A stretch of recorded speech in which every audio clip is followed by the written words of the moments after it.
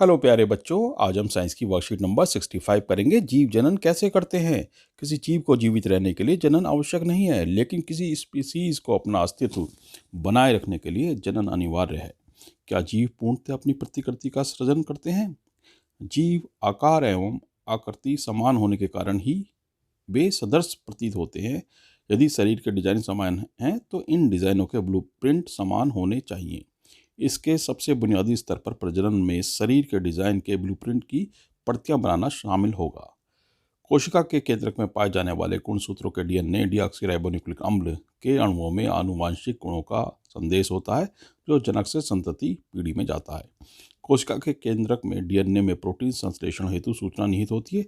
इस संदेश के भिन्न होने की अवस्था में बनने वाली प्रोटीन भी भिन्न होगी। विभिन्न प्रोटीन के कारण अंततः शारीरिक अभिकल्प में भी विविधता होगी। अतः जनन की मूल घटना डीएनए की प्रतिकृति बनाना है और संतति इसे वंशानुगत करती है। डीएनए की प्रतिकृति बनाने की प्रक्रिया में कुछ विभिन्नताएं आती हैं, जो जैव विकास का आधार है।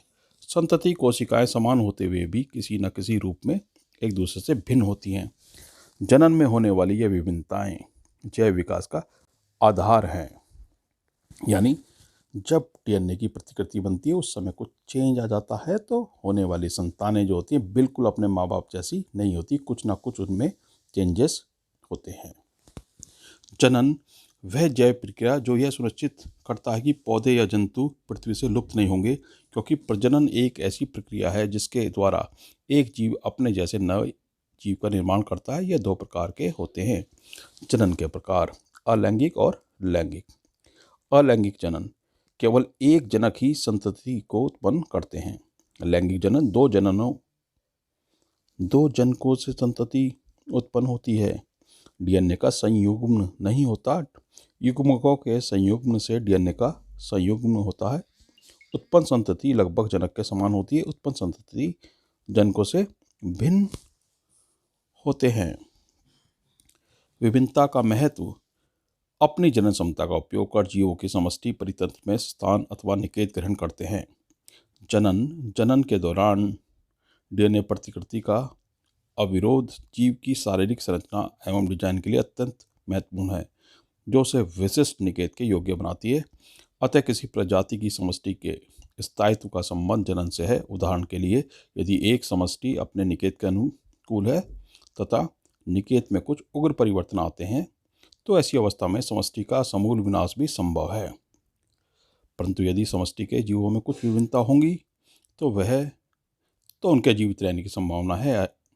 अतः यदि शीतोष्ण जल में पाए जाने वाले जीवाणुओं की कोई समष्टि है तथा वैश्विक ऊष्मीकरण के कारण जल का ताप बढ़ जाता है, तो अधिकतर जीवाणु व्यष्टि मर जाएंगे, परंतु उष्ण प्रतिरोधी क्षमता वाले कुछ परिवर्त ही जीवित रहते हैं तथा वृद्धि करते हैं।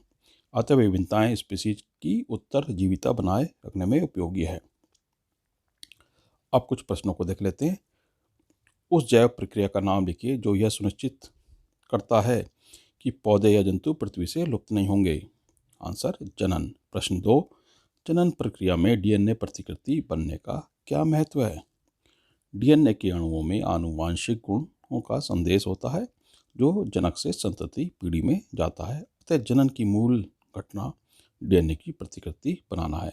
जनन कोशिका में विभिन्न रासायनिक क्रियाओं द्वारा डीएनए की दो प्रतिकृतियां बनती हैं, जो एक दूसरे से कुछ अलग हो सकती हैं। इसके बाद ही डीएनए की प्रतिकृतियां विलग हो जाती हैं। परिणामतः एक कोशिका विभाजित होकर दो कोशिकाएं बनती हैं। अब यह विभिन्नताएं भी उत्पन्न करता है। स्पीसीज में उत्तरजीविता के लिए विभिन्नताएं क्यों लाभदायक हैं?